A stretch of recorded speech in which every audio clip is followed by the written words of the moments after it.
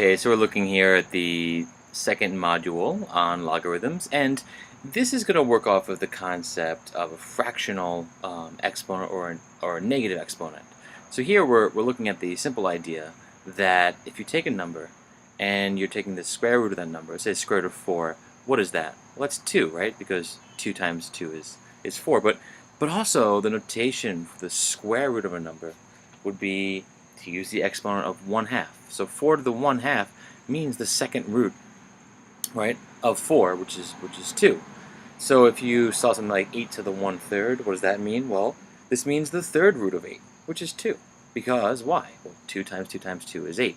So a lot of these problems are going to play off of this idea, and also off of a negative exponent. So remember that if you have 2 to the negative third power, well, 2 to the positive third is 8. 2 to the negative third is 1 over 8. And this goes back to the idea of what this actually represents, right? 2 to the negative third power represents division, repeated division.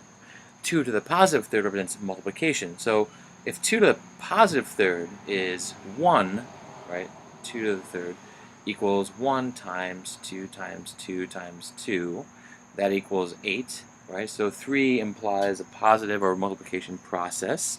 Then 2 to the negative 3 is the inverse. Instead of multiplication, right, it's division. So 1 divided by 2, divided by 2, divided by 2, which is 1/8.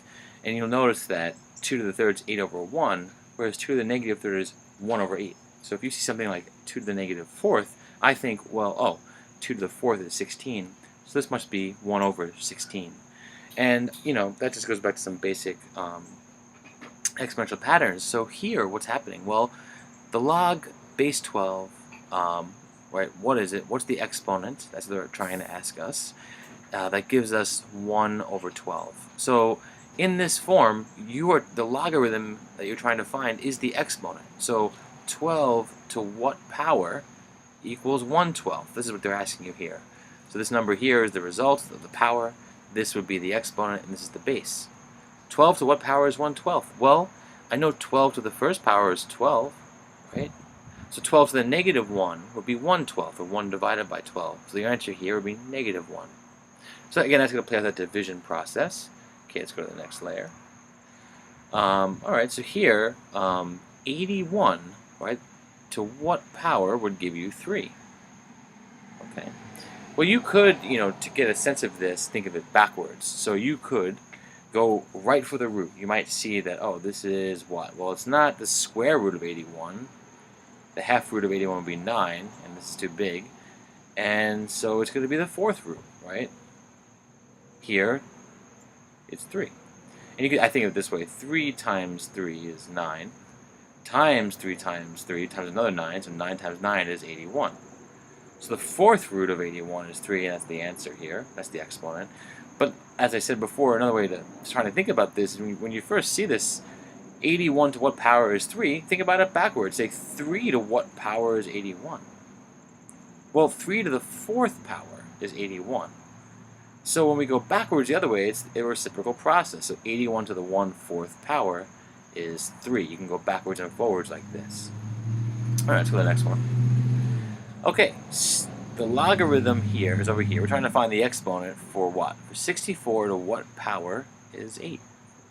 Well, again, I think, well, 8 squared is 64.